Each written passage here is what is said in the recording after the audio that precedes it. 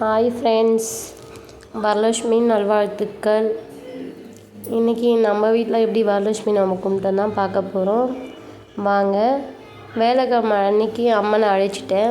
அன்றைக்கி full day கொஞ்சம் cleaning work இருந்தது, அதனால் நான் ஷூட் பண்ணலை. அன்றைக்கி வேறு அம்மனை அழைக்கிற டைமுக்கு ஷட் டவுனாக இருந்தது. தண்ணி வேறு வந்து தண்ணி பிடிச்சிட்டு அப்படியே அம்மனை ரெடி பண்ணி எனக்கு உண்மையாகவே எனக்கு கொஞ்சம் தடுமாறிட்டேன்.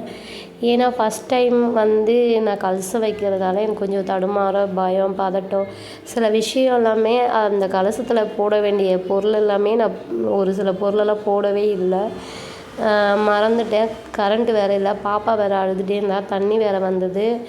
எல்லாத்தையும் ஃபேஸ் பண்ணி எனக்கு அதுக்கப்புறம் அம்மனை அலங்காரம் பண்ணேன். அம்மனை வந்து ஃபேஸ் எப்படி எனக்கு அந்த கலச தேங்காயில் வைக்கணும்னு தெரியல, பட் எப்படியோ எனக்கு தெரிஞ்ச மாதிரி நான் வச்சேன். அதுக்கப்புறம் நெய்வேத்தியமாக செஞ்சு வெண்பொங்கல் செஞ்சு அம்மனுக்கு படைச்சாச்சு. அன்றைக்கி வேலைக்கிழமை அப்படி தான் போச்சு. வெள்ளிக்கிழமை காலையில் கொஞ்சம் நான் லேட்டாக தான் எழுந்தேன். ஏன்னா அன்றைக்கி எனக்கு சரியாக தூக்கம் இல்லைன்றதால நான் கொஞ்சம் 5:30 மணி தான் எழுந்தேன்.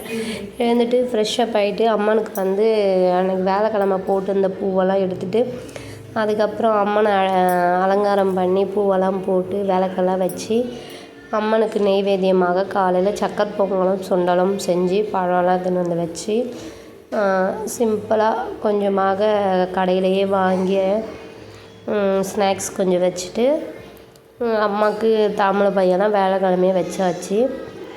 அதுக்கப்புறம் அன்றைக்கி நான் காலையிலேயே சாமி கும்பிட்டதால நான் சில பேர் வந்து ஈவினிங் வர முடியாதான்றதால நான் காலையிலேயே கொடுக்க ஆரம்பிச்சிட்டேன். காலையிலேயே ஒரு சிலர்லாம் வந்தாங்க, அவங்களுக்கெல்லாம் கொஞ்சமாக ஸ்வீட்டு சக்கரை பொங்கலை வச்சும் தாம்பூல பையும் கொடுத்துட்டேன். அதுக்கப்புறமாக மத்தியானமாக வந்து அம்மனுக்கு சாப்பாடு, சாம்பார், உருளைக்கிழங்கு பொரியல், வடை, பாயாசம் எல்லாம் செஞ்சு தேங்காய் மத்தியானம் தான் நான் உடைச்சேன் அம்மனுக்கு படைக்கும் போது. இப்படி தாங்க அன்றைக்கி போச்சு. உண்மையாகவே சிறப்பாக போச்சு. அதே மாதிரி சில சங்கடங்களும் நடந்தது. சரிங்களா?